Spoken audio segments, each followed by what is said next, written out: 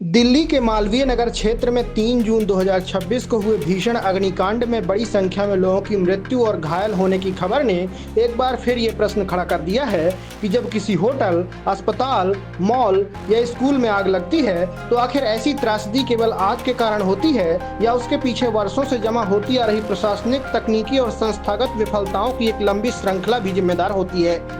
दुनिया के किसी भी देश में आग लगना एक दुर्घटना हो सकती है, लेकिन आग के कारण बड़ी संख्या में लोगों की मृत्यु होना अक्सर एक प्रणालीगत विफलता माना जाता है।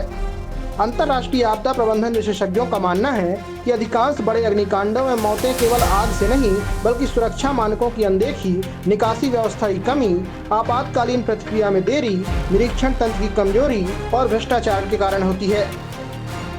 इसलिए किसी भी अग्निकांड की जांच केवल ये पता लगाने तक सीमित नहीं रहनी चाहिए कि आग कैसे लगी, बल्कि ये भी देखा जाना चाहिए कि ऐसी स्थिति बनने ही क्यों दी गई। 3 जून 2026 की सुबह रेस्तरां में लगी भीषण आग ने केवल 21 से अधिक लोगों की जान नहीं ली, बल्कि देश की शहरी सुरक्षा व्यवस्था, प्रशासनिक जवाबदेही और सार्वजनिक सुरक्षा संस्कृति पर भी गंभीर प्रश्न चिन्ह लगा दिया है।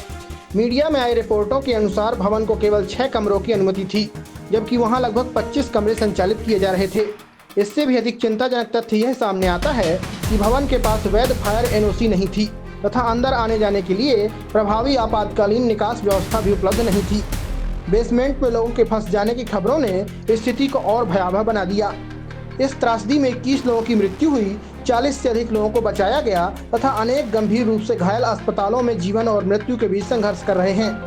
मृतकों में मध्य एशिया और अफ्रीकी देशों के कई विदेशी नागरिक भी शामिल बताए जा रहे हैं, जो भारत में चिकित्सा, उपचार या अन्य कारणों से आए थे। प्रत्यक्षदर्शियों के अनुसार लोग धुएं और लपटों से बचने के लिए तीसरी और चौथी मंजिल से कूदने को मजबूर हो गए, जबकि स्थानीय नागरिक नीचे गद्दे बिछाकर उनकी जान बचाने का प्रयास कर रहे थे। ये सिस्टम किसी भूकंप, बाढ़ या प्राकृतिक आपदा का परिणाम नहीं था, बल्कि प्रथम दृष्टया मानवीय लापरवाही, नियमों की अवहेलना, भ्रष्टाचार, कमजोर निगरानी और जवाबदेही की कमी का परिणाम लगता है।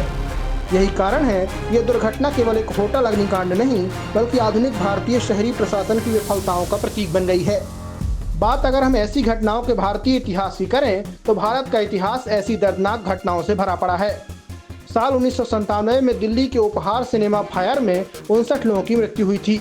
जांच में सामने आया कि आपातकालीन निकास मार्ग अवरुद्ध थे, सुरक्षा मानकों का पालन नहीं किया गया था तथा प्रबंधन और प्रशासन दोनों स्तरों पर गंभीर लापरवाही हुई थी।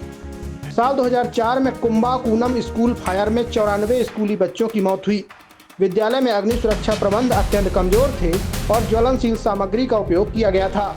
वर्ष 2019 में अनाज मंडी फायर में 43 लोगों की मृत्यु हुई, जहां फैक्ट्री अवैध रूप से संचालित हो रही थी और निकास व्यवस्था अपर्याप्त थी। उसी वर्ष दिल्ली के मुंडका फायर ट्रेजेडी जैसे मामलों में भी बड़ी संख्या में लोगों की जान गई। पश्चिम बंगाल के अमरी हॉस्पिटल फायर में 90 से अधिक लोगों की मृत्यु हुई थी, जहां धुएं और आपातकालीन प्रबंधन की विफलता प्रमुख कारण बने थे।